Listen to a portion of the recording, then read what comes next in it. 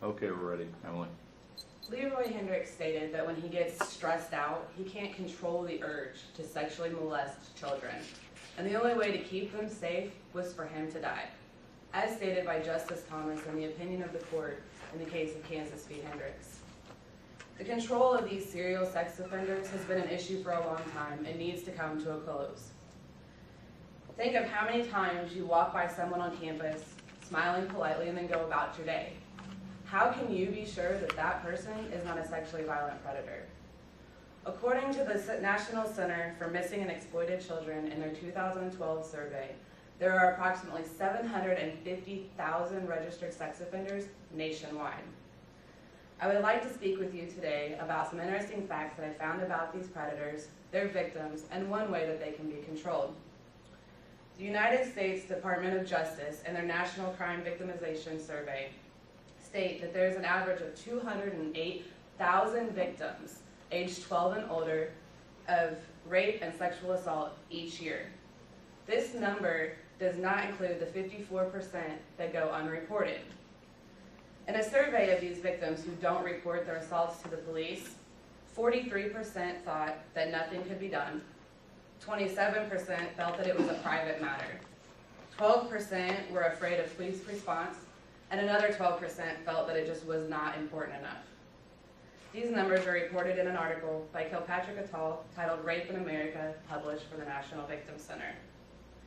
The 208,000 assaults also does not include the 126,000 children that are sexually molested every year, according to the United States Department of Health and Human Services. Of these children, 75% of them are girls, and 30% of them are ages 4 to 7.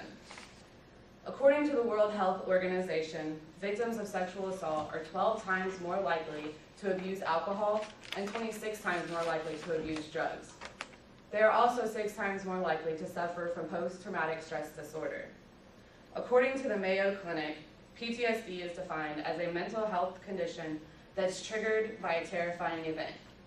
Symptoms include flashbacks, nightmares and severe anxiety, and also uncontrollable thoughts about the event.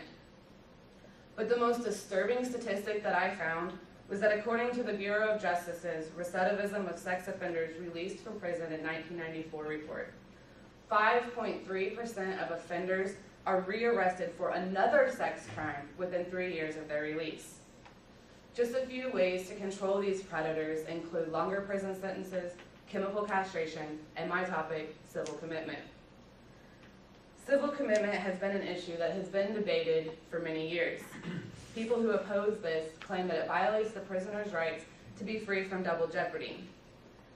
In Kansas v. Hendricks, Justice Thomas states in the opinion that this is not the case, as past crimes are used solely for evidentiary purposes, either to demonstrate that a mental abnormality exists or to support a finding of future dangerousness. Prisoners are not retried for the crimes they've already committed, but the crimes do show that there is a pattern of behavior. Opposers also balk at the idea of the possible indefinite timeline of civil commitment. Justice Thomas answered this concern, stating that the confinement's duration is instead linked to the stated purposes of the commitment, namely to hold the person until his mental abnormality no longer causes him to be a threat to others. In other words, as long as these people could control their behavior and not act on their sexual urges, they could be released from the mental hospitals. Another issue is that accommodation averages $100,000 annually, according to New York Times journalists Monica Davey and Abby Goodnow. But what about the victims and their costs? The Department of Justice, in a report titled Victims, Costs, and Consequences, A New Look, the cost of rape and sexual assault, excluding children, per victimization is $87,000 a year. This does not include the $5,000 that victims spend in out-of-pocket expenses.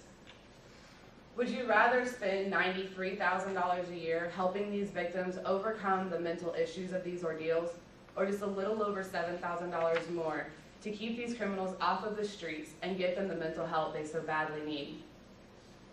It's amazing the world that could be created through the use of civil commitment. As a single mom, I worry every day about who my son comes into contact with. Just a few of the hundreds of questions that run through my head are, Is his daycare safe? And what about the children that he plays with? What about the friends that come around at his dad's house, or even the people at the grocery store?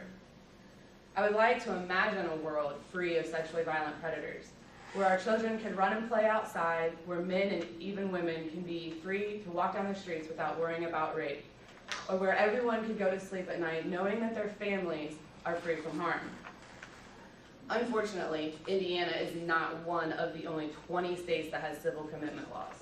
20 out of 50 states is a ridiculously low number when you consider again that over 200,000 rapes occur every year.